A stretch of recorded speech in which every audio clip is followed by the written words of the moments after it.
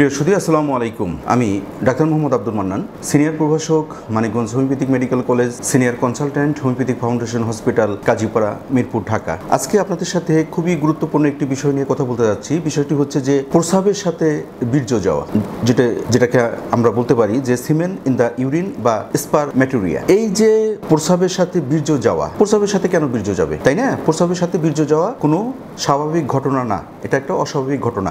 এখন আমি যেটা আলোচনা করতে যাচ্ছি যে কেন প্রস্রাবের সাথে বীর্যটা যায় এবং সে বীর্য গেলে আমাদের কি করতে হবে এবং শেষ ক্ষেত্রে হোমিওপ্যাথিক চিকিৎসা কি রয়েছে, এই বিষয়টি নিয়েই খুবই সংক্ষিপ্তভাবে আমি কিছু কথা বলতে যাচ্ছি। নর্মালি আমরা যেটা জানি সেটা হচ্ছে যে শারীরিক মেলামেশা অথবা যে কোনোভাবেই হোক, যখন আমাদের বীর্যটা বের হয় সেটা কিন্তু আমাদের প্রস্রাবের যে নালী বা ইউরেথ্রা বলে, এটা দিয়ে বের হয়, অর্থাৎ শরীরের বাইরে চলে আসে।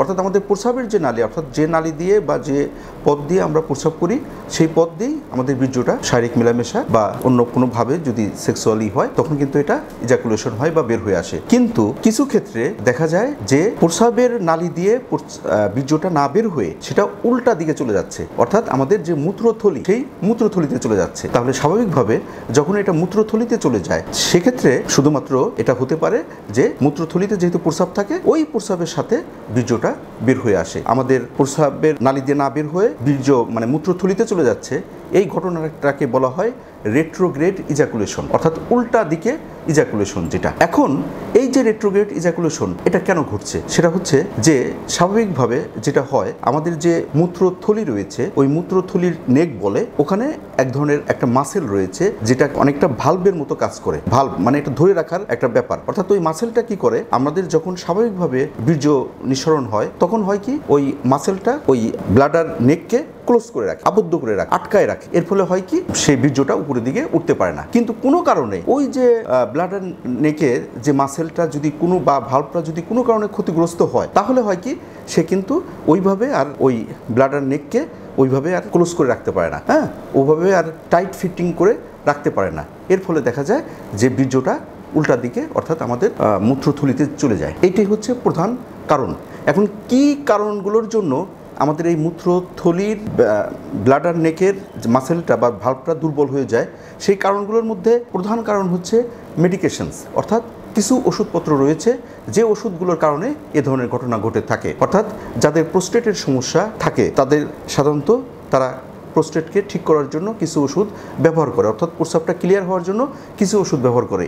এই ওষুধগুলোর সাইড ইফেক্ট হিসাবেই দেখা যায় কি, যে ওই ব্লাডার নেকের যে মাসেলটা রয়েছে সেটা ক্ষতিগ্রস্ত হয়, সেটা ড্যামেজ হয় এবং সে তার স্বাভাবিক কাজ করতে পারে না। নাম্বার 2 হচ্ছে নার্ভ ড্যামেজ, অর্থাৎ কোনো কারণে যদি ওই অংশের নার্ভগুলো যদি ড্যামেজ হয়ে যায়, যেরকম ডায়াবেটিসের কারণে, ডায়াবেটিক নিউরোপ্যাথির কারণে, অথবা আমাদের মেরুদণ্ড স্পাইনাল কর্ডের কোনো সমস্যার কারণে, অ্যাক্সিডেন্টের কারণে বা কোনো সার্জারির কারণে, তখন ওই নার্ভ যদি ক্ষতিগ্রস্ত হয়, তখন হয় কি, ওই ব্লাডার নেকের ওই মাসেলটা ঠিকমতো কাজ করে না। তারপরে হচ্ছে সার্জারি, অর্থাৎ আমাদের যদি প্রোস্টেটে কোনো সার্জারি হয় অথবা মূত্রথলিতে যদি কোনো সার্জারি হয়, এই সার্জারি পরবর্তী অবস্থায় ওই ব্লাডার নেক মাসেলটা দুর্বল হয়ে যায়, অর্থাৎ যেভাবে সে ধরে রাখতো সেভাবে ধরে রাখতে পারে না, এই জন্য বীর্যটা উপরের দিকে উঠে যায়। আরেকটা হচ্ছে এনলার্জ প্রোস্টেট, অর্থাৎ আমাদের প্রোস্টেটটা যদি বড় হয়ে যায়, ভারী হয়ে যায়, তখন হয় কি, আমাদের যে মূত্র নালী রয়েছে এটার উপরে চাপ সৃষ্টি করে। তারপরে দেখা যায় তার যেভাবে প্রস্রাবটাও ঠিকমতো বের হয় না, ঠিক একইভাবে বীর্যটাও কিন্তু ঠিকভাবে নিচের দিকে নামতে পারে না, তখন দেখা যায় সেটা উপরের দিকে মূত্রথলিতে চলে যায়। এইগুলো হচ্ছে প্রধান কারণ, যে কারণের জন্য বীর্যটা নিচের দিকে না এসে উপরের দিকে উঠে যায়। আর এখানে সিমটমস কী হতে পারে? মূল কথা হচ্ছে, যেহেতু বীর্যটা নিচে নামছে না, সেহেতু আমাদের প্রস্রাবের ভিতরে বীর্যটা পাওয়া যাবে। অর্থাৎ আমরা যখন প্রস্রাব করব তখন দেখা যাচ্ছে প্রস্রাবের ভিতরে পরীক্ষা নিরীক্ষা করলে দেখা যাবে যে বীর্য রয়েছে। তারপরে যেটা হয় যে স্বাভাবিকভাবে যেহেতু বীর্যটা উপরের দিকে উঠে যাচ্ছে, আমাদের স্বাভাবিকভাবে মেলামেশার সময় আমাদের ইজাকুলেশন হলেও কিছু লোক এসে আমাদেরকে বলে যে আমরা হাজব্যান্ড ওয়াইফ মেলামেশা করছি কিন্তু আমার বীর্য বের হয় না। তাদের কিন্তু প্রধান কারণই হচ্ছে এইটা, অর্থাৎ তার বীর্যটা উপরের দিকে উঠে যায়, সেটা নিচের দিকে নামে না, এবং দেখা যাচ্ছে দীর্ঘ সময় মেলামেশা করার পরেও তাদের বীর্যটা বের হচ্ছে না। এই ব্যাপারটা তাদের রোগীরা আমাদের কাছে এসে অবজেকশন করে, এটা হয়। তারপরে যেহেতু প্রস্রাবের ভিতরে বীর্য চলে যাচ্ছে, এই জন্য ইউরিনের কালারটা কিছুটা ঘোলাটে হয়, ক্লাউডি ধরনের হয়, হ্যাঁ, এটা আমরা দেখে থাকি। তারপরে যেটা মূল সমস্যা সেটা হচ্ছে মেল ইনফার্টিলিটি, অর্থাৎ ওই পুরুষটা বাবা হতে পারছে না। বীর্য যদি নিজ দিকে না বের হয় এবং সেটা যদি তার ওয়াইফের ভেজাইনাতে বা ইউটেরাসে না যায়, তাহলে তো তার যে স্বাভাবিক যে বাচ্চা হওয়ার যে ক্ষমতা সেটা তার আর থাকছে না, এবং এটা দাম্পত্য জীবনে মারাত্মক প্রভাব পড়ে এবং খুবই ওই পুরুষটা মারাত্মকভাবে ক্ষতিগ্রস্ত হয়। তারপরে যেটা হচ্ছে লেস স্যাটিসফ্যাকশন, অর্থাৎ যদি স্বাভাবিক নিয়ম হচ্ছে স্বাভাবিক মেলামেশার পরে বীর্যটা বের হয়ে যাবে, কিন্তু তাদের ক্ষেত্রে দেখা যাচ্ছে বীর্যটা বের হয় না। তখন সেই পুরুষটা প্লাস তার যে স্ত্রী অথবা তার যে সেক্সুয়াল পার্টনার, সেও কিন্তু হ্যাপি হতে পারে না, দুজনেই কিন্তু একটা আনস্যাটিসফ্যাকশন অবস্থায় থাকে।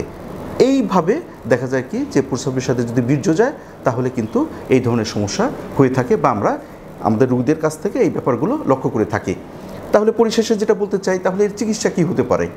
হোমিওপ্যাথিতে কিন্তু এই ব্যাপারটারও কিন্তু চিকিৎসা রয়েছে।